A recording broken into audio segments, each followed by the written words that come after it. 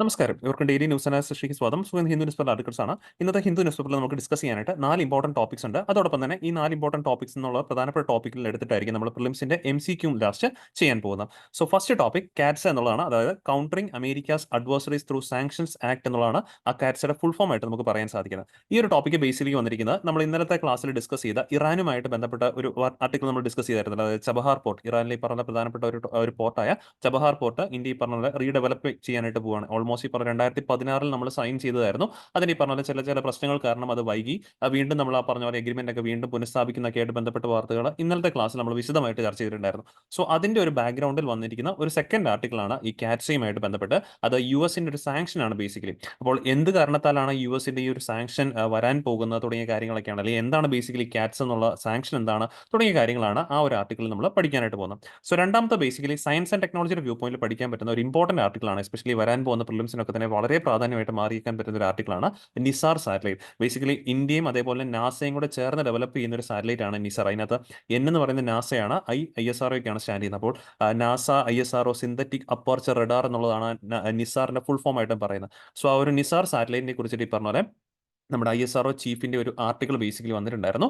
So അതിന്റെ പശ്ചാത്തലത്തിലാണ് ആ ഒരു ടോപ്പിക്ക് നമ്മൾ ഡിസ്കസ് ചെയ്യുന്നത്. ഇനി മൂന്നാമത്തെ ടോപ്പിക്ക് നാഷണൽ ഹ്യൂമൻ റൈറ്റ്സ് കമ്മീഷനുമായിട്ട് ബന്ധപ്പെട്ടാണ്. അതായത് നമ്മുടെ നാഷണൽ ഹ്യൂമൻ റൈറ്റ്സ് കമ്മീഷന്റെ അക്രഡിഷനുമായിട്ട് ബന്ധപ്പെട്ട് നമുക്ക് ഓൾ ഓവർ ദ വേൾഡിലുള്ള ഇത്തരത്തിലുള്ള ഹ്യൂമൻ റൈറ്റ്സ് പ്രൊട്ടക്ഷൻ കൗൺസിൽസിനൊക്കെ തന്നെ അക്രഡിഷൻസ് കൊടുക്കാറുണ്ട്. UN-ന്റെ ഒരു ഏജൻസി ഉണ്ട്, യുണൈറ്റഡ് നേഷൻസിന്റെ ഒരു ഏജൻസി ഉണ്ട്.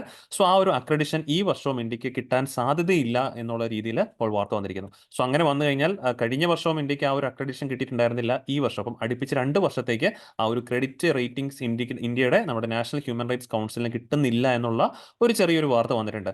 എന്ത് കാരണത്താലാന്ന് ചോദിച്ചു കഴിഞ്ഞാൽ നമ്മുടെ നാഷണൽ ഹ്യൂമൻ റൈറ്റ്സ് കമ്മീഷന്റെ വർക്കിങ്ങിനകത്ത് ട്രാൻസ്പെറൻസിയുടെ ചെറിയ പോരായ്മകൾ മൂലമാണ് ഇപ്പോൾ അക്രഡിഷൻ നൽകാതെ പോകുന്നത് എന്നുള്ളതാണ് വാർത്ത വന്നിരിക്കുന്നത്. സോ എനിവേ നമുക്ക് എക്സാമിന് വ്യൂ പോയിന്റിൽ പഠിക്കാനായിട്ടുള്ളത് എന്താണ് നാഷണൽ ഹ്യൂമൻ റൈറ്റ്സ് കമ്മീഷൻ, അതിന്റെ മെമ്പേഴ്സ് ആരൊക്കെയാണ്, അവരുടെ ക്വാളിഫിക്കേഷൻ എങ്ങനെയാണ്, അവരുടെ ടെന്യൂർ എത്ര വർഷത്തേക്കാണ് അവർ അപ്പോയിന്റ് ചെയ്യുന്നത്, ആരാണ് അവർ അപ്പോയിന്റ് ചെയ്യുന്നത് തുടങ്ങിയ കാര്യങ്ങളാണ് പ്രധാനമായിട്ടും ആ ഒരു ടോപ്പിക്കിൽ നമുക്ക് പഠിക്കാനായിട്ടുള്ളത്. പിന്നെ ലാസ്റ്റ് ടോപ്പിക് സയൻസ് ആൻഡ് ടെക്നോളജിയുടെ വ്യൂ പോയിന്റിലുള്ള ടോപ്പിക്കാണ് ട്യൂബർകുലോസിസ്. ഓക്കെ, TB എന്ന ഷോർട്ടിൽ അറിയപ്പെടുന്ന tuberculosis.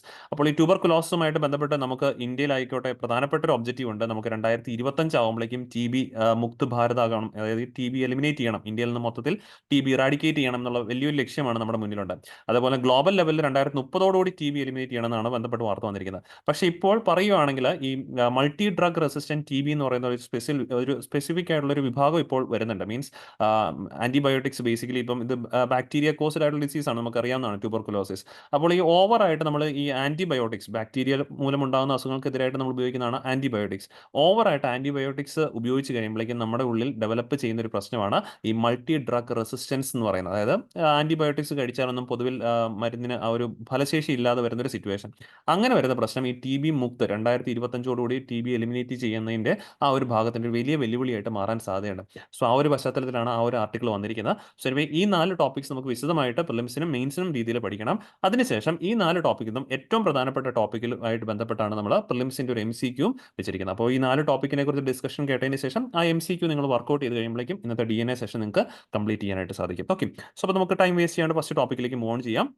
India Iran 10-year pact on Chabahar faces potential risk of sanctions says US എന്നുള്ളതാണ് ആർട്ടിക്കിൾ വന്നിരിക്കുന്നത്. അപ്പോൾ ഇതിനകത്ത് ഏറ്റവും കീവേഡ് നമ്മൾ എപ്പോഴും ഒരു ആർട്ടിക്കിൾ വായിക്കുമ്പോഴേക്കും അതിനകത്ത് ഇമ്പോർട്ടൻറ്റ് കീവേഡ്സ് ഐഡന്റിഫൈ എന്നുള്ളതാണ് ഫസ്റ്റ് ആൻഡ് ഫോർമോസ്റ്റ് ചെയ്യേണ്ടത്. അതിന് മുമ്പ് നമ്മൾ അതിന്റെ സിലബസ് നോക്കണം. നമ്മൾ ഓൾറെഡി പറഞ്ഞു, ഇപ്പം ഈ ഒരു ടോപ്പിക് എന്ന് പറയുമ്പോഴേക്കും നമ്മുടെ IR ഇന്റർനാഷണൽ റിലേഷൻസിന്റെ പെർസ്പെക്റ്റീവിലാണ് വരുന്നത്, ജനറൽ സ്റ്റഡീസ് പേപ്പർ 2. സോ അത് കഴിഞ്ഞിട്ട് ആർട്ടിക്കിളിന്റെ കീവേഡ്സ് ഫൈൻഡ് ഔട്ട് ചെയ്യണം. അപ്പോൾ ഇതിനകത്ത് ഏറ്റവും പ്രധാനപ്പെട്ട കീവേഡ്സ് എന്ന് പറയുന്നത് ചബഹാർ എന്ന് പറയുന്ന ആ പോർട്ട്, അതേപോലെ തന്നെ സാങ്ഷൻസ്. അപ്പോൾ ഈ 2 കാര്യങ്ങളാണ് നോക്കേണ്ടത്. പിന്നെ ഇന്ത്യ ഇറാൻ ആ ഒരു ഡീല്, അതിന്റെ ഭാഗമായിട്ടാണ് ചബഹാർ പോർട്ട് വരുന്നത്. സോ ഇതിന്റെ ഫസ്റ്റ് ഭാഗം, ഐ മീൻ ചബഹാർ പോർട്ടുമായിട്ട് ബന്ധപ്പെട്ട കാര്യങ്ങൾ നമ്മൾ റിപ്പീറ്റേഷൻ ആയിട്ട് എടുക്കുന്നില്ല, കാരണം അത് ഇന്നലത്തെ ആർട്ടിക്കിളിൽ നമ്മൾ വിശദമായിട്ട് എടുത്തിട്ടുണ്ട്. സോ അതുകൊണ്ട് തന്നെ ഈ ഒരു ന്യൂസ് ആദ്യമായിട്ട് കേൾക്കുന്ന ആളാണെങ്കിൽ കൃത്യമായിട്ട് നമ്മുടെ ഇന്നലത്തെ ന്യൂസ് അനാലിസിസ് ഒന്ന് കേൾക്കുക. അവിടെ വിശദമായിട്ടും ചബഹാർ പോർട്ടിനെ കുറിച്ചിട്ടും തൊട്ടടുത്തുള്ള ഗ്വാദർ പോർട്ട്, പാകിസ്ഥാനിലെ പോർട്ടാണ് ഗ്വാദർ പോർട്ട്, അതുപോലെ ഇന്ത്യ ഈ പറഞ്ഞ പോലെ നോർത്ത് സൗത്ത് ട്രാൻസിറ്റ് കോറിഡോറിനെ കുറിച്ച് നമ്മൾ ഡിസ്കസ് ചെയ്തിട്ടുണ്ടായിരുന്നു. അപ്പോൾ ആ കാര്യങ്ങളൊക്കെ വിശദമായിട്ട് നമ്മൾ ഇന്നലത്തേനകത്ത് എടുത്തിട്ടുണ്ട്. അപ്പോൾ വീണ്ടും അത് എടുക്കുമ്പോഴേക്കും അതൊന്ന് ടൈം കൺസ്യൂമിംഗ് ആവും. പിന്നെ ഈ പറഞ്ഞ പോലെ കേൾക്കുന്ന പഠിക്കുന്ന ആൾക്കാർക്ക് റിപ്പീറ്റേഷൻ ആയിട്ട് മാറാനായിട്ടുള്ള സാധ്യതയുണ്ട്.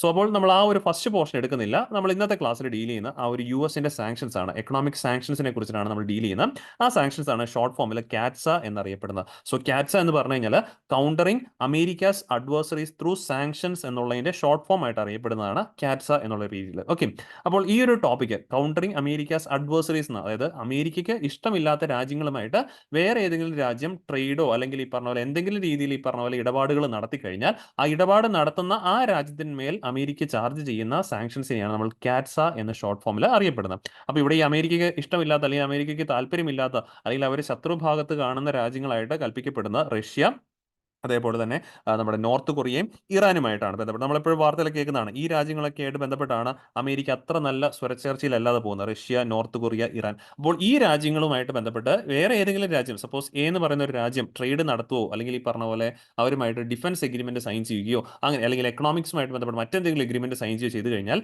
ഈ എ എന്ന് പറയുന്ന രാജ്യത്തിന്മേൽ അമേരിക്ക എന്ത് ചെയ്യും? എക്കണോമിക് സാങ്ഷൻസ് ഏർപ്പെടുത്തും, അല്ലെങ്കിൽ അത് പല രീതിയിലുള്ള സാങ്ഷൻസ് ഏർപ്പെടുത്തും. ആ സാങ്ഷൻസിന്റെ പേരാണ് ഇത് കാറ്റ്സ എന്ന ഷോർട്ട് ഫോമിൽ അറിയപ്പെടുന്നത്, അഥവാ countering Americas adversaries through sanctions എന്നറിയപ്പെടുന്നത്. അപ്പോൾ ഇതിലൂടെ എന്താണ് അമേരിക്ക എയിം ചെയ്യുന്നതെന്ന് ചോദിച്ചു കഴിഞ്ഞാൽ അൾട്ടിമേറ്റ്ലി ഈ രാജ്യങ്ങളുമായിട്ട് ആരും ട്രേഡ് ഒന്നും തന്നെ ചെയ്യാൻ പാടില്ല. അതായത് ഇവരുടെ വരുമാന സ്രോതസ് മുഴുവൻ നിർത്തലാക്കണം. അപ്പോൾ ഇവർക്ക് വരുമാനം എല്ലാം മൊത്തത്തിൽ നിർത്തലാക്കാൻ സാധിച്ചു കഴിഞ്ഞാൽ ഇവർ പതുക്കെ പതുക്കെ അമേരിക്ക പറയുന്ന ഓരോ കാര്യങ്ങളിലേക്ക് അടുത്തടുത്ത് വന്നോളും എന്നുള്ളതാണ് അമേരിക്കയുടെ ഒരു ചിന്താഗതിയായിട്ട് മുന്നോട്ട് പോകുന്നത്. അപ്പോൾ ഇവിടെ നമ്മൾ നോക്കുമ്പോൾ ഇപ്പം നമ്മൾ ഇറാനുമായിട്ട് ബന്ധപ്പെട്ട് ചബഹാർ പോർട്ട് സൈൻ ചെയ്തു.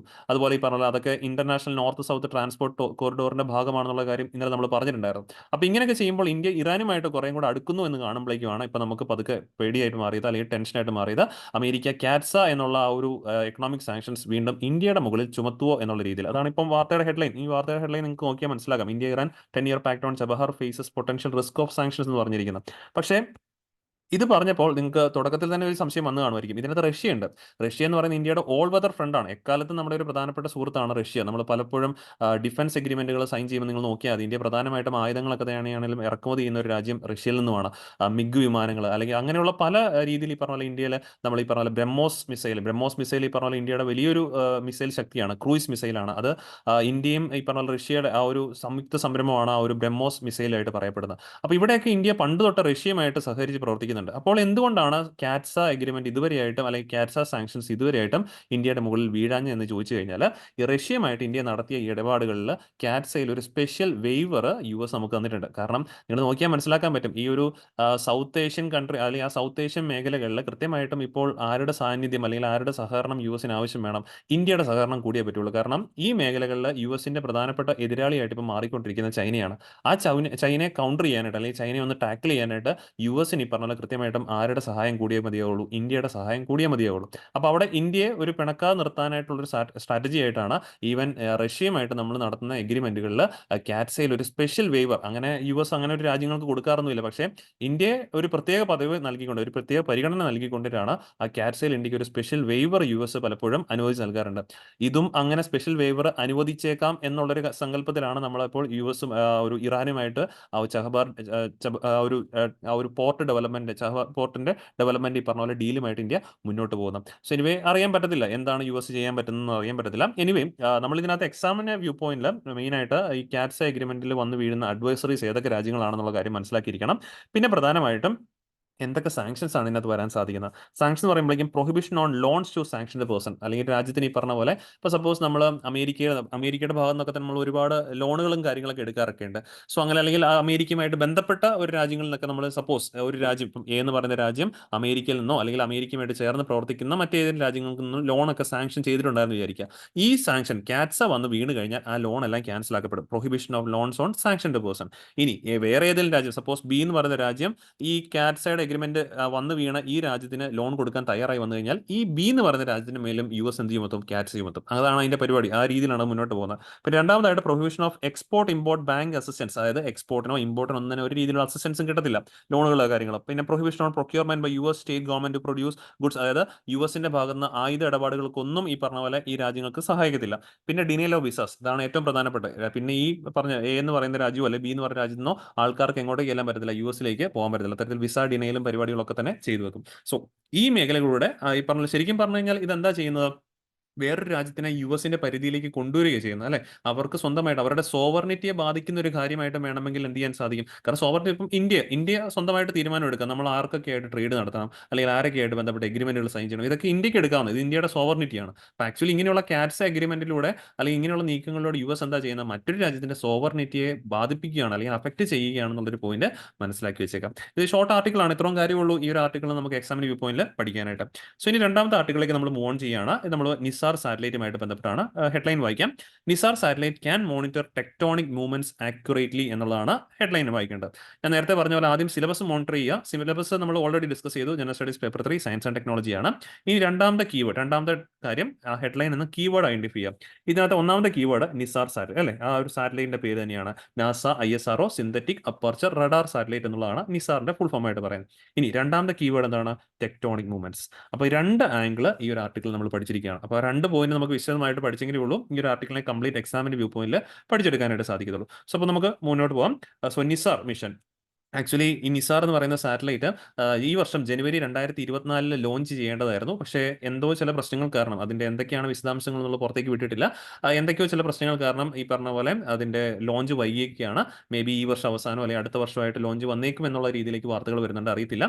സോ എനിവേ ഈ പറഞ്ഞ പോലെ അത് ഇവിടെ കൃത്യമായിട്ടും ഈ ഒരു ആർട്ടിക്കിളിനകത്ത് ISROയുടെ ചീഫ് പറയുന്നുണ്ട്, നിങ്ങൾക്ക് മനസ്സിലാക്കാൻ സാധിക്കും. എഡിറ്റർ ഈ പറഞ്ഞ പോലെ ചോദിച്ചിരുന്നു എന്തുകൊണ്ടാണ് ഇത് ലോഞ്ച് ചെയ്യാത്തതെന്ന് ചോദിച്ചപ്പോഴേക്കും അദ്ദേഹം പറഞ്ഞൊരു മറുപടി ഉണ്ടായിരുന്നു, I can not tell you because it is on the spacecraft on the US side. അതായത് ഇന്ത്യയുടെ ഭാഗം നമ്മളെല്ലാം ചെയ്ത്, ഐ മീൻ ഇത് ഒരു സഹകരണത്തോടെ പ്രവർത്തിക്കുന്നതാണ്. അതിനകത്ത് ചില ഭാഗങ്ങൾ ഇന്ത്യയിൽ നിന്നാണ് പോയിരിക്കുന്നത്, അതിന്റെ കമ്പോണൻസ് ചിലത് നാസയുടെയാണ്. അപ്പോൾ ഇന്ത്യയിൽ നിന്നുള്ള ഭാഗങ്ങളെല്ലാം പോയിരിക്കുകയാണ്. They wanted do some corrections, അവർക്ക് ചില കറക്ഷൻസോ കാര്യങ്ങളൊക്കെ നടത്തേണ്ട കാരണമാണ് ലോഞ്ച് വൈകിയിരിക്കുന്നത് പറഞ്ഞിരിക്കുന്നത്. സോ എനിവേ ഇത് ലോഞ്ച് ഇതുവരെയായിട്ടും നടന്നിട്ടില്ല എന്നുള്ള കാര്യം ഓർത്തിരിക്കുക. വൺസ് ഇതിന്റെ ലോഞ്ച് നടന്നു കഴിഞ്ഞാൽ കൃത്യമായിട്ടും ടെക്ടോണിക് മൂവ്മെന്റുകളെ വരെ ആക്യുറേറ്റ്ലി പ്രഡിക്റ്റ് ചെയ്യാൻ, മീൻസ് പ്രഡിക്റ്റ് ചെയ്യാൻ, മോണിറ്റർ ചെയ്യാനായിട്ടൊക്കെ സാധിക്കുന്ന ഒരു മിഷനാണ് നിസാർ എന്നുള്ളതാണ് ഇപ്പോൾ ISROയുടെ ചീഫ് പറഞ്ഞിരിക്കുന്നത്. So anyway first and foremost NISAR has been build by space agencies of the US and India under a partnership agreement signed in 2014. 2014 ഈ ഇരു രാജ്യങ്ങളുടെയും സ്പേസ് ഏജൻസി തമ്മിൽ ഒപ്പിട്ട എഗ്രിമെന്റിന്റെ ഭാഗമായിട്ടാണ് നിസാർ മിഷൻ രംഗത്ത് വന്നത്. സോ ഈ നിസാർ മിഷൻ ബേസിക്കലി 3 വർഷത്തേക്കുള്ള കേപ്പബിലിറ്റി, ഓപ്പറേഷണൽ കേപ്പബിലിറ്റി ഉള്ള ഒരു മിഷനാണ്. ഇത് ബേസിക്കലി ഒരു ഒബ്സർവേറ്ററി ആണ്, എർത്ത് ഒബ്സർവേഷന്റെ, എർത്തിനെ മോണിറ്റർ ചെയ്യുക, ഒബ്സർവ് ചെയ്യുക. അതുകൊണ്ടാണല്ലോ ഈ പ്ലേറ്റ് ടെക്ടോണിക്സിന്റെ മൂവ്മെന്റുകളൊക്കെ കൃത്യമായിട്ടും അനലൈസ് ചെയ്യാൻ നിസാറിന് സാധിക്കും എന്നുള്ളത് പറഞ്ഞിരിക്കുന്നത്. ലോ എർത്ത് ഓർബിറ്റിലാണ് ഇതിന്റെ സ്ഥാനം വരിക. നമ്മൾ ഓർബിറ്റുകൾ പല രീതിയിലുണ്ട്, അതിന്റെ ഹൈറ്റുകൾ പല രീതിയിൽ ഞാൻ കാണിച്ചു തരാം. ഇവിടെ നിന്ന് കാണാം, എർത്തിൽ നിന്നും ഓൾമോസ്റ്റ് 180 മുതൽ 2000 കിലോമീറ്റർ, 180 മുതൽ 2000 കിലോമീറ്റർ അകലെയുള്ള ഓർബിറ്റുകളെയാണ് നമ്മൾ ലോ എർത്ത് ഓർബിറ്റ് എന്ന് വിശേഷിപ്പിക്കുന്നത്. 2000 മുതൽ 35,780 കിലോമീറ്റർ വരെയുള്ളതാണ് മിഡ് എർത്ത് ഓർബിറ്റ്. അതിന് മുകളിലേക്ക് ഓൾമോസ്റ്റ് 36,000 കിലോമീറ്റർ അതിന് മുകളിലേക്കൊക്കെ ഉള്ളതാണ് earth and geosynchronous orbit ആയിട്ട് പറയുന്നു. ഏകദേശം 3,84,000 കിലോമീറ്റർ അകലെയുള്ളതാണ് ലൂണാർ ഓർബിറ്റുകൾ എന്നുള്ളൊരു പോയിന്റ് മനസ്സിലാക്കി വെച്ചേക്കാം. ആ ഒരു ചെറിയ ചെറിയ അറിവുകളൊക്കെ പലപ്പോഴും നമുക്ക് പ്രിലിംസിന് ആവശ്യമായിട്ട് മാറിയേക്കാം. സോ എനിവേ ഇതൊരു ലോ എർത്ത് ഓർബിറ്റ് ആണ്, മീൻസ് 180 മുതൽ ആ ഒരു 300 ഒരു കിലോമീറ്റർ 180 മുതൽ 2000 കിലോമീറ്റർ അവിടെയുള്ള ഓർബിറ്റിലേക്കായിരിക്കും ഈ ഒരു നിസാർ മിഷൻ നമ്മൾ ലോഞ്ച് ചെയ്യാൻ പോകുന്നത്. So it will map the entire globe in 12 days. 12 ദിവസം കൊണ്ട് നിസാർ സാറ്റലൈറ്റ് ഗ്ലോബ് മുഴുവൻ മാപ്പ് ചെയ്യപ്പെടും എന്നുള്ളൊരു കാര്യമാണ് പറയപ്പെടുന്നത്. സോ ദെൻ ഇതിന്റെ ബേസിക് ഫീച്ചേഴ്സ്, ഇതൊരു ഇമേജറി അല്ലെങ്കിൽ എർത്ത് ഒബ്സർവേറ്ററി എന്നൊക്കെ പറയുമ്പോഴേക്കും വളരെ ക്ലാരിറ്റി ഇമേജുകൾ ഇതിന് ക്യാപ്ചർ ചെയ്യേണ്ടതായിട്ടുണ്ട്. അതുകൊണ്ട് തന്നെ 2 ബാൻഡുകളാണ് ബേസിക്കലി ഉപയോഗിക്കുന്നത്. ഇമേജ് ക്യാപ്ചറിങ്ങിനും കാര്യങ്ങൾക്ക് വേണ്ടിയിട്ട് 2 ബാൻഡ് അപ്പർച്ചർ റഡാർ സിസ്റ്റംസ് ഇത് ഉപയോഗിക്കുന്നുണ്ട്, L ബാൻഡും S ബാൻഡും. ഇതിനകത്ത് ഏറ്റവും പ്രധാനപ്പെട്ട പോയിന്റ് ഓർത്തിരിക്കേണ്ടത്, ഈ L ബാൻഡ് എന്ന് പറയുന്ന ആരാണ് സപ്ലൈ ചെയ്യുന്നത്, നാസയാണ് സപ്ലൈ ചെയ്യുന്നത്. വേറെ S ബാൻഡ് റഡാർ ആരാണ് പ്രൊവൈഡ് ചെയ്യുന്നത്, ISRO ആണ്. ആ പോയിന്റുകളൊക്കെ പ്രിലിംസിന് ഓർത്തിരിക്കണം, ചോദിക്കാൻ വളരെ സാധ്യതയുണ്ട്. അത് ഇപ്പുറത്തൊരു പിക്ചറിൽ ഞാൻ ആഡ് ചെയ്തിട്ടുണ്ട്. നാസ ഇതിനകത്ത് സപ്ലൈ ചെയ്യുന്ന കമ്പോണൻസ് ഏതൊക്കെയാണ്, അതേപോലെ ISRO സപ്ലൈ ചെയ്യുന്ന ഏതൊക്കെ കമ്പോണൻസ് ആണ്. നാസയുടെ നോക്കി L ബാൻഡ് സപ്ലൈ ചെയ്യുന്ന ആ ഒരു റഡാർ സിസ്റ്റം സപ്ലൈ ചെയ്യുന്ന നാസയാണ്. പിന്നെ ഈ പറഞ്ഞ പോലെ high data rate telecom activities, പിന്നെ GPS, ഇതിന് വേണ്ട GPS പ്രൊവൈഡ് ചെയ്യുന്ന നാസയാണ്. High capacity solid state recorder provide ചെയ്യുന്ന നാസയാണ്. ഇന്ത്യയുടെ ഭാഗത്ത് നിന്ന് സപ്ലൈ ചെയ്യുന്ന സ്പേസ് ക്രാഫ്റ്റ് ആണ്. സ്പേസ് ക്രാഫ്റ്റ് ഇന്ത്യയാണ് സപ്ലൈ ചെയ്യുന്നത്. നമ്മുടെ GSLV ഉണ്ടല്ലോ, GSLV ലോഞ്ച് വെഹിക്കിൾ ആണ്. GSLV മാർക്ക് 2 ആണ് ബേസിക്കലി ഇപ്പോൾ നമ്മൾ വിചാരിച്ചിരിക്കുന്നത്. ഇനി ഫൈനലി സ്റ്റേജ് ആകുമ്പോഴേക്ക് മാറുമെന്ന് അറിയത്തില്ല. ഇനി GSLV റോക്കറ്റ് ആണ് ഇതിന്റെ ലോഞ്ചിങ്ങിനായിട്ട് ഉപയോഗിച്ചിരിക്കുന്നത്. GSLV ആണ് ഇവിടെ ലോഞ്ചിങ്ങിന് ഉപയോഗിക്കുന്നത്. പിന്നെ S band electronics, means S band radar supply ചെയ്യുന്നത് ISRO ആണ്. സോ ആ പോയിന്റും കൃത്യമായിട്ട് ഓർത്തിരിക്കണം. എർത്ത് ഒബ്സർവേറ്ററി സാറ്റലൈറ്റ് ആണ്.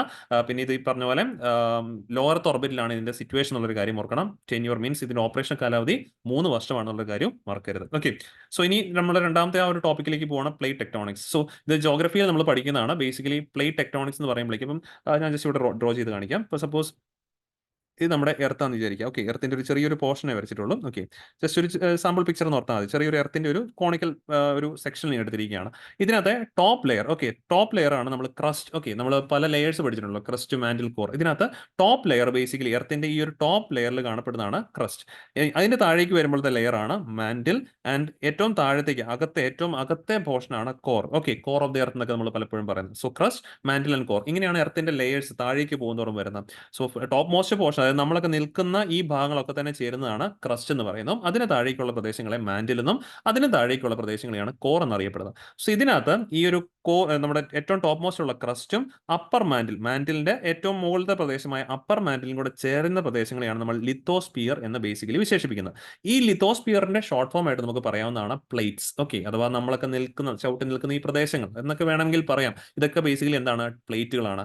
അപ്പോൾ ഈ ഭൂമി തന്നെ ഉണ്ടായിരിക്കുന്നത് ശരിക്കും പറഞ്ഞാൽ പല പല പ്ലേറ്റുകളാണ്. ഇപ്പോൾ Indo Australian plate, Nazca plate, Arabian plate, ഇങ്ങനെയുള്ള പല പല പ്ലേറ്റുകൾ നിങ്ങൾ കേട്ടിട്ടുണ്ടാവും. ഇങ്ങനെയുള്ള പല പല പ്ലേറ്റുകൾ കൂടി ചേർന്നിട്ടാണ് നമ്മുടെ ഈ കര അല്ലെങ്കിൽ കടൽ, ഭൂമി എല്ലാം തന്നെ ഉണ്ടായിരിക്കുന്നത്. ഓഷ്യാനിക് പ്ലേറ്റുകളുണ്ട്, അല്ലെങ്കിൽ പറഞ്ഞ കോണ്ടിനെന്റൽ പ്ലേറ്റുകളുണ്ട്. അപ്പം ആക്ച്വലി ഇതെല്ലാം ബേസിക്കലി ഈ ക്രസ്റ്റിന്റെയും അപ്പർ മാന്റിലെയും കൂടെ ചേർന്നുള്ള ലിത്തോസ്പിയറിന്റെ ഭാഗമാണെന്നുള്ള കാര്യം ഓർത്തിരിക്കാം. ഇനി ഈ പ്ലേറ്റുകൾ പലപ്പോഴും ഈ പറഞ്ഞ പോലെ സ്റ്റേബിൾ ആയിട്ടല്ല നിൽക്കുന്നത്. ഒരു പ്ലേറ്റ് മറ്റൊരു പ്ലേറ്റിനെ എപ്പോഴും ഈ പറഞ്ഞ പോലെ ഒന്നെങ്കിൽ അതുമായിട്ട് കൂട്ടിയിടിക്കാം, മീൻസ് കൺവേർജ് ചെയ്യപ്പെടാം, അല്ലെങ്കിൽ ഈ പറഞ്ഞ ഒരു പ്ലേറ്റിൽ നിന്ന് മറ്റൊരു പ്ലേറ്റ് അകന്നു പോകാൻ സാധ്യതയുണ്ട്, മീൻസ് ഡൈവേർജന്റ് ആകാനുള്ള പോസിബിലിറ്റി ഉണ്ട്. അല്ലെങ്കിൽ രണ്ട് പ്ലേറ്റുകൾ ഈ പറഞ്ഞ പോലെ സർഫസ് ടു സർഫസ് റബ്ബ് ചെയ്ത് പോകാനുള്ള സാധ്യതയുണ്ട്, മീൻസ് ഫ്രിക്ഷൻ അല്ലെങ്കിൽ ട്രാൻസ്ഫോം പ്ലേറ്റുകൾ.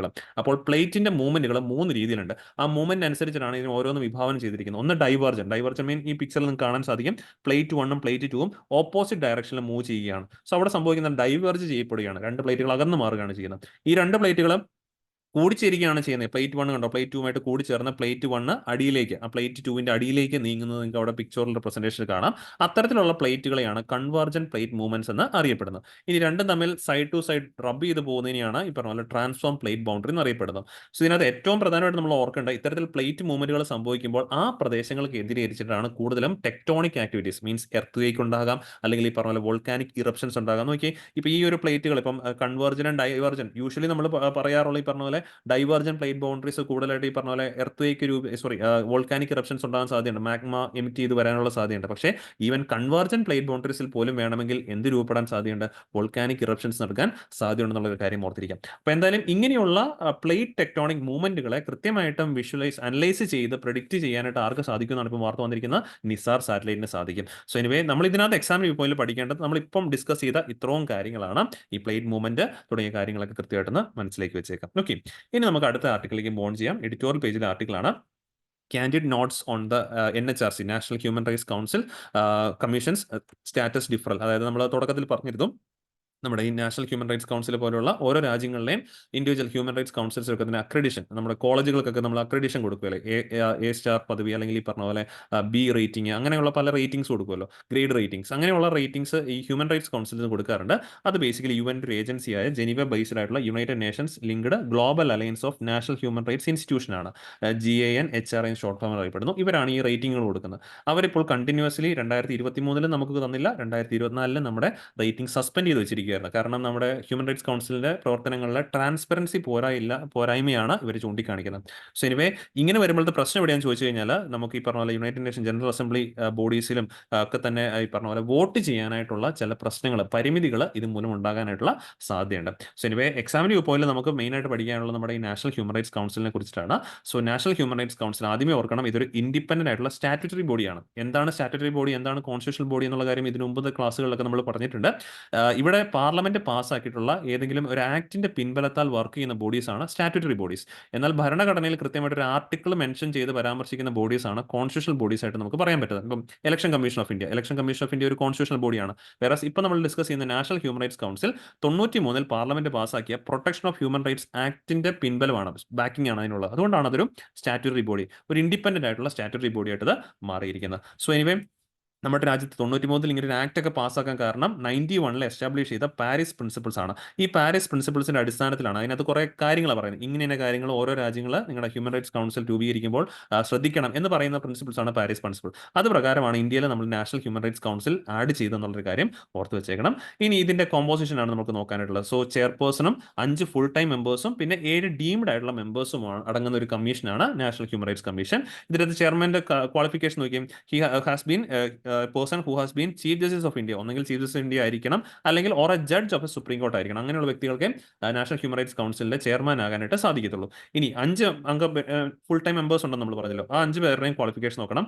1 member who is or have been a judge of a supreme court ആയിരിക്കണം, and other 1 member who is or has been the chief justice of high court ആയിരിക്കണം, and 3 members to be appointed from among persons having knowledge of practical experience in matters related to human rights. ഹ്യൂമൻ റൈറ്റ്സിൽ പ്രാഗൽഭ്യമുള്ള 3 പേരുണ്ടായിരിക്കണം. Note the point എന്ന് പറയുന്നത് out of the 3 persons, out of 3 members at least 1 will be woman. ഈ 3 മെമ്പേഴ്സിൽ at least ഒരാൾ ആരായിരിക്കണം, woman ആയിരിക്കണം എന്നുള്ള കാര്യം ഓർത്ത് വെച്ചേക്കാം. പിന്നെ 7 ഡീംഡ് മെമ്പേഴ്സ് ഉണ്ട്. അവർ ഈ പറഞ്ഞ പോലെ നമ്മുടെ മറ്റ് നാഷണൽ കമ്മീഷൻസിന്റെ അധ്യക്ഷന്മാരോ ചെയർപേഴ്സൺസോ ഒക്കെ തന്നെ ആകാനുള്ള സാധ്യത. National commission for backward class, minorities, schedule caste, schedule tribes, protection of child rights commission, woman, national commission for woman, chief commissioner of person with disability, ഇവിടെയൊക്കെ തന്നെ ഉള്ള ചെയർപേഴ്സൺസോ അല്ലെങ്കിൽ ചീഫ് കമ്മീഷണേഴ്സോ ഇതിന്റെ ഭാഗമാണ്, നാഷണൽ ഹ്യൂമൻ റൈറ്റ്സ് കമ്മീഷന്റെ ഭാഗമാണെന്നുള്ള കാര്യം മനസ്സിലേക്ക് വെച്ചേക്കാം.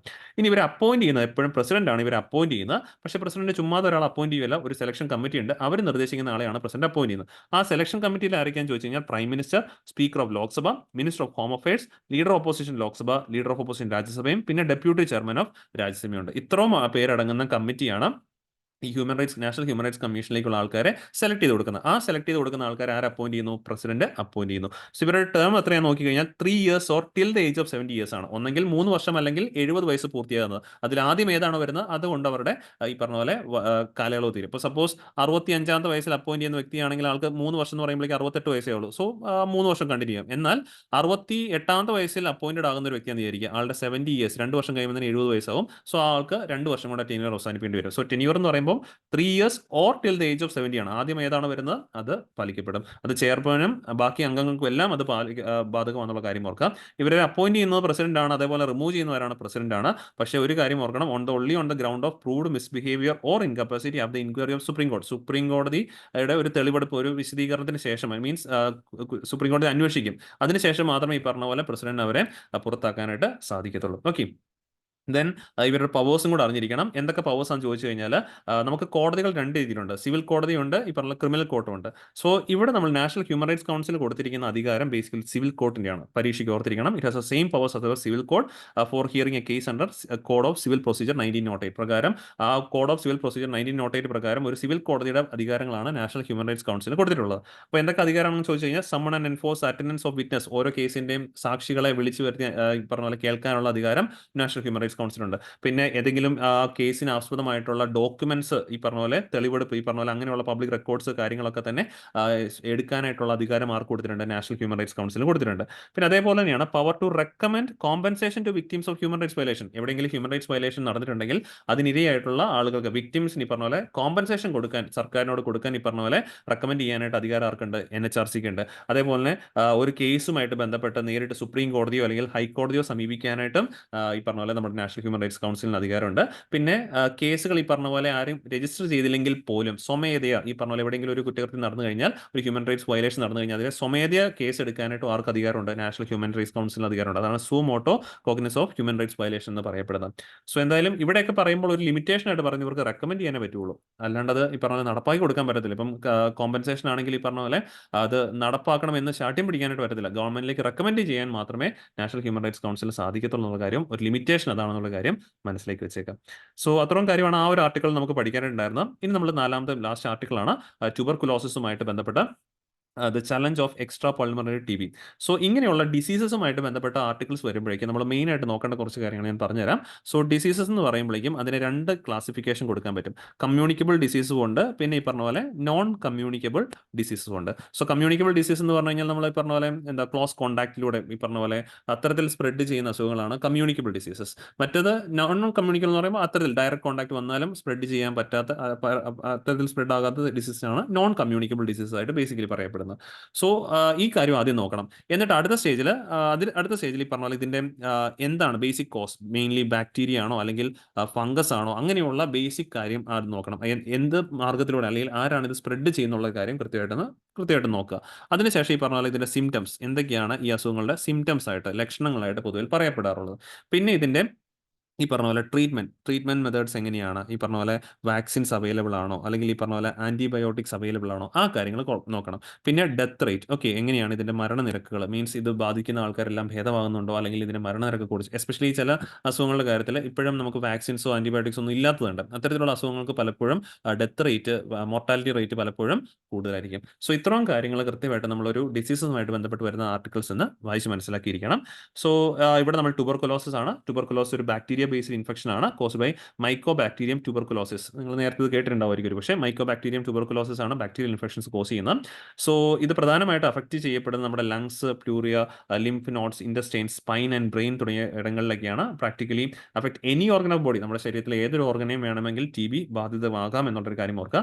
ഇത് എയർബോൺ ഇൻഫെക്ഷൻ ആണ്, that spreads through close contact, ഇപ്പോൾ കമ്മ്യൂണിക്കബിൾ ഡിസീസ് ആയിട്ട് വേണമെങ്കിൽ പറയാം, through close contact with the infected, especially in densely populated spaces with poor ventilation. അപ്പോൾ ക്ലോസ് കോൺടാക്റ്റിൽ വരുമ്പോൾ ഈ പറഞ്ഞ പോലെ സ്പ്രെഡ് ആകുന്ന ഒരു അസുഖമാണ് ട്യൂബർകുലോസിസ് അഥവാ TB. പക്ഷേ TB എന്ന് പറയുന്ന ക്യൂറബിൾ ഡിസീസ് എന്നുള്ള കാര്യം കൃത്യമായിട്ട് ഓർത്തിരിക്കണം. സോ ഇതിന്റെ ബേസിക് സിംറ്റംസ് എന്ന് പറയുമ്പോഴേക്കും ഇത് പല പ്രശ്നങ്ങളുണ്ട്. ഇതിന്റെ തുടക്ക കാലഘട്ടത്തിന്റെ സിംറ്റംസ് പുറത്തേക്ക് വരത്തില്ല, ഐ മീൻ ഇനാക്റ്റീവ് ആയിട്ട് കിടക്കുമ്പോഴേക്കും വരത്തില്ല. വൺസ് ആ ബാക്ടീരിയസ് ആക്റ്റീവ് ആകുമ്പോൾ മാത്രമേ, മീൻസ് ഇതിന്റെ ലക്ഷണങ്ങൾ പുറത്തേക്ക് കണ്ടു തുടങ്ങത്തുള്ളൂ. ചെസ്റ്റ് പെയിൻസ് ആയിട്ടും ബ്ലഡ് അറ്റ് ടൈംസും, ചുമയ്ക്കുമ്പോൾ ഈ പറഞ്ഞ പോലെ കഫ് ചെയ്യുമ്പോഴേക്കും അതിൽ ബ്ലഡ് വരിക, weight loss, fever, night sweats, weakness തുടങ്ങിയ കാര്യങ്ങളൊക്കെ അതിന്റെ ബേസിക് സിംറ്റംസ് ആയിട്ട് പറയാം. സോ ഇതിന്റെ ഇൻഫെക്ഷന്റെ പ്രിവലൻസ് പറയുവാണെങ്കിൽ every year 10 million people fall ill with TB. ഓരോ വർഷം ലോകത്ത് 10 ലക്ഷം ആൾക്കാരാണ് ഈ പറഞ്ഞ പോലെ 10 മില്യൺ ആൾക്കാരാണ് ഈ പറഞ്ഞ പോലെ ഈ TB ബാധിതരാകുന്നുള്ള കാര്യം ഓർക്കണം. Despite being A preventable and curable disease, 1.5 million people dye from TB each year. 1.5 million, അതായത് 15 ലക്ഷം ആൾക്കാർ ഓരോ വർഷം TB മൂലം മരണമടയുന്നുള്ള കാര്യം ഓർക്കുക. Making the world's top infectious killer ആയിട്ട് അറിയപ്പെടുന്ന TB ആണ്. So TB is a leading cause of death people with HIV ബാധിതരായ ആളുകളുടെ ലീഡിംഗ് കോസ് ഓഫ് ഡെത്ത് തന്നെയാണ് TB ആണ്. കാരണം HIV ബാധിതരായ ആളുകൾക്ക് അവരുടെ ഇമ്മ്യൂണിറ്റി പവർ നോർമലി കുറവായിരിക്കും. സോ അതുകൊണ്ട് തന്നെ ഇങ്ങനെയുള്ള അസുഖങ്ങൾ പിടിച്ചു കഴിഞ്ഞാൽ പെട്ടെന്ന് അവരിലേക്ക് ഈ പറഞ്ഞ പോലെ അത് പകരാനായിട്ടും അതുപോലെ അതുമൂലം മരണമടയാനുള്ള സാധ്യത വളരെ കൂടുതലാണ്. സോ ഇത് നോക്കുവാണെങ്കിൽ TB പറഞ്ഞ ഏറ്റവും കൂടുതൽ പ്രിവലന്റ് ആയിട്ടിരിക്കുന്നത്, TB is present all over the world. ഇത് ഇന്ന രാജ്യങ്ങളൊന്നും, ലോവർ മിഡിൽ ഇൻകം രാജ്യങ്ങൾ അങ്ങനെയൊന്നുമില്ല, മിക്ക രാജ്യങ്ങളിൽ TB പ്രസന്റ് ആണ്. About half of all people with TB can be found in 8 countries. 8 രാജ്യങ്ങളായിട്ട് മൊത്തം TB കേസിന്റെ ഹാഫോളം നമുക്ക് കാണാൻ സാധിക്കും. Bangladesh, China, India, Indonesia, Nigeria, Pakistan, Philippines and south Africa. അപ്പോൾ ഇന്ത്യ ഇതിനകത്ത് ഉണ്ടെന്നുള്ള കാര്യം ഓർത്ത് വെച്ചേക്കാം. ഇന്ത്യ TB എലിമിനേറ്റ് ചെയ്യാനായിട്ട് നമ്മൾ ഉദ്ദേശിക്കുന്ന വർഷം 2025 TB മുക്ത് ഭാരതമായിട്ട് നമ്മൾ പറയുന്നത് 2025 കാര്യം മറന്നേക്കല്. ഓക്കെ, സോ ദെൻ TBക്കുമായിട്ട് ബന്ധപ്പെട്ട ക്യൂറിങ്ങുമായിട്ട് ബന്ധപ്പെട്ട മരുന്നുകൾ, ഡ്രഗ്സ് ഏതൊക്കെയാണെന്ന് ചോദിച്ചു കഴിഞ്ഞാൽ കോമൺ ആയിട്ടുള്ള ഡ്രഗ്സ് ആണ്. ഐസോനിയാസിഡ് എന്നുള്ള ഡ്രഗ്സ് ഉണ്ട്. ഈ പറഞ്ഞ പോലെ ഇതിന് ഹൈലി എഫക്റ്റീവ് ആണ്, ഈ ബാക്ടീരിയക്കെതിരെ ഹൈലി എഫക്റ്റീവ് ആണ്. പിന്നെ രണ്ടാമത്തെ റിഫാംസിൻ എന്ന് പറയുന്ന ഒരു ഡ്രഗും കൂടിയുണ്ട്. Works by inhibiting the synthesis of RNA in the bacteria. Okay, then ഈ പറഞ്ഞ പോലെ it is often use in combination with other drugs to treat TB. Combinations ആയിട്ട് ഉപയോഗിക്കാറുണ്ട്. പിന്നെ ഡെലാമിനൈഡ് എന്ന് പറയുന്നതും ഈ പറഞ്ഞ പോലെ TBയുടെ ഈ പറഞ്ഞ പോലെ ഒരു ട്രീറ്റ്മെന്റിനായിട്ട് ഉപയോഗിക്കുന്നതാണ്. പക്ഷേ ഈ ഡെലാമിനൈഡ് എന്ന് പറയുന്ന പുതിയ തരം ഒരു ട്രീറ്റ്മെന്റ് ഡ്രഗ് ആണ്. കാരണം ഞാൻ പറഞ്ഞു, ഈ പറഞ്ഞ രീതിയിലുള്ള ബാക്ടീരിയ ആന്റിബയോട്ടിക്സ് നമ്മൾ ഓവറായിട്ട് ഉപയോഗിക്കാൻ തുടങ്ങി. പലപ്പോഴും ഡോക്ടറിന്റെ പോലും പ്രിസ്ക്രിപ്ഷൻ ഇല്ലാണ്ട് നമ്മൾ ഓവറായിട്ട് ഈ കാര്യങ്ങൾ ഈ പറഞ്ഞ പോലെ മരുന്ന് കടകളിൽ നിന്നൊക്കെ തന്നെ വാങ്ങി കൺസ്യൂം ചെയ്തതിന്റെ ഭാഗമായിട്ട് നമ്മളിൽ ഈ മൾട്ടി ഡ്രഗ് റെസിസ്റ്റന്റ് TB ഉടലെടുക്കുന്ന പ്രശ്നമാണ്. അല്ലെങ്കിൽ ഡോക്ടേഴ്സ് ആണെങ്കിൽ പോലും ചെറിയ അസുഖങ്ങൾക്ക് നമുക്ക് ഈ പറഞ്ഞ പോലെ ആന്റിബയോട്ടിക്സ് തന്ന് ആന്റിബയോട്ടിക്സ് കഴിച്ചു കഴിഞ്ഞാൽ നമുക്ക് ഏൽക്കാത്ത രീതിയിലേക്ക്, എഫക്റ്റ് ആകാത്ത രീതിയിലേക്ക് മാറുന്നതിന്റെ പ്രശ്നമാണ് ഈ മൾട്ടി ഡ്രഗ് റെസിസ്റ്റന്റ് TB. അങ്ങനെയുള്ള multi drug resistant TB treat ചെയ്യാനുള്ളതാണ് ഡെലാമിനൈഡ്. വൺസ് ഇതും കൂടെ കഴിഞ്ഞ് കഴിഞ്ഞാൽ പിന്നെ ട്രീറ്റ്മെന്റ് ഇല്ലാതെ വരുന്നൊരു പ്രശ്നത്തിലേക്ക് വരും. അത് ബാധിക്കുന്ന ആൾക്കാർ മരണമടയുന്ന സിറ്റുവേഷനിലേക്ക് മാറാനുള്ള സാധ്യത വളരെ കൂടുതലാണ്. സോ ഇതിന് ട്രീറ്റ്മെന്റ് ആയിട്ട് പറയുന്ന മൾട്ടി ഡ്രഗ് റെസിസ്റ്റന്റ് TBയുടെ കാര്യം നമ്മൾ പറഞ്ഞു. ഡെലാമിനൈഡ് ഉണ്ട്. അത് basically that do not respond to ഐസോനൈഡും റിഫാംസിനും, നമ്മൾ ആദ്യം കണ്ട രണ്ട് ഡ്രഗ്സിനോട് എഫക്റ്റ് അല്ലാത്ത ആളുകളിലാണ് മൂന്നാമത്തെ ഈ ഒരു ഡെലമനൈഡ് ബേസിക്കലി കൊടുക്കുന്നത്. സോ ഇത്രയും കാര്യങ്ങളാണ് ആ ഒരു ടോപ്പിക്കിൽ നിന്ന് നമുക്ക് മനസ്സിലാക്കാനായിട്ടുള്ളത്. ആ ഒരു മെയിൻ ആയിട്ട് 2030 ആണ് ഗ്ലോബൽ ലെവലിൽ TB ഇറാഡിക്കേഷൻ. 2025 നമ്മൾ ഇന്ത്യയിൽ നിന്നും അത് ഇറാഡിക്കേറ്റ് ചെയ്യണം എന്നുള്ളതാണ് നമ്മൾ ലക്ഷ്യം വെച്ചിരിക്കുന്നത്. ഓക്കെ, ഇനി നമുക്ക് പ്രാക്ടീസ് MCQ ആണ് നമ്മൾ ഡിസ്കസ് ചെയ്ത നിസാർ മിഷനുമായിട്ട് ബന്ധപ്പെട്ട ഒരു 3 സ്റ്റേറ്റ്മെന്റ് ക്വസ്റ്റ്യൻ ഇവിടെ ആഡ് ചെയ്തിട്ടുണ്ട്. അപ്പോൾ ഈ 3 സ്റ്റേറ്റ്മെന്റ് വായിച്ചിട്ട് ഇതിനകത്ത് ഏതൊക്കെ സ്റ്റേറ്റ്മെന്റ് ആണ് കറക്റ്റ് എന്നുള്ളത് ഈ ഓപ്ഷൻ ചൂസ് ഔട്ട് ചെയ്ത് നിങ്ങൾക്ക് അനലൈസ് ചെയ്യാം. മീൻസ് ഫസ്റ്റ് സ്റ്റേറ്റ്മെന്റ് മാത്രമാണ് കറക്റ്റ് എങ്കിൽ അത് ഓൺലി ഓപ്ഷൻ ഇല്ല. ആ 3 സ്റ്റേറ്റ്മെന്റ് നോക്കിയിട്ട് ഫസ്റ്റ് ആദ്യത്തെ 2 സ്റ്റേറ്റ്മെന്റ് ആണ് കറക്റ്റ് എങ്കിൽ ശരിയാണെങ്കിൽ, മൂന്നാമത്തെ തെറ്റും ആദ്യത്തെ രണ്ടും ശരിയാണെങ്കിൽ നിങ്ങൾക്ക് എ ഓപ്ഷൻ ചൂസ് ചെയ്യാം. അതല്ല ഈ പറഞ്ഞ പോലെ ആദ്യത്തെയും മൂന്നാമത്തതുമാണ്, ഫസ്റ്റും ഈ പറഞ്ഞ പോലെ തേർഡുമാണ് കറക്റ്റ് എങ്കിൽ ബേസിക്കലി നിങ്ങൾക്ക് ബി ഓപ്ഷൻ ചൂസ് ചെയ്യാം. രണ്ടാമത്തെ മൂന്നാമത്തെ സ്റ്റേറ്റ്മെന്റ് ആണ് കറക്റ്റ് എങ്കിൽ സി ഓപ്ഷൻ. ഈ 3 സ്റ്റേറ്റ്മെന്റ് ശരിയാണ് നിങ്ങൾക്ക് ഡി ഓപ്ഷൻ ചൂസ് ചെയ്യാൻ സാധിക്കും. അപ്പോൾ നിങ്ങളുടെ ഇത് വായിച്ചിട്ട് നമ്മൾ ആ പറഞ്ഞ കാര്യങ്ങൾ വെച്ച് നിങ്ങൾക്ക് ആൻസർ ചെയ്യാനായിട്ട് സാധിക്കും. അത് വെച്ചിട്ട് ആൻസർ നമ്മുടെ കമന്റ് ബോക്സിൽ രേഖപ്പെടുത്തുക. ഓക്കെ, സോ അപ്പോൾ നമ്മൾ ഡിസ്കസ് ചെയ്ത ടോപ്പിക്സ് എല്ലാവർക്കും ക്ലിയർ ആണെന്ന് വിശ്വസിക്കുന്നു. വീണ്ടും നമുക്ക് അടുത്ത ദിവസം കാണാം. താങ്ക്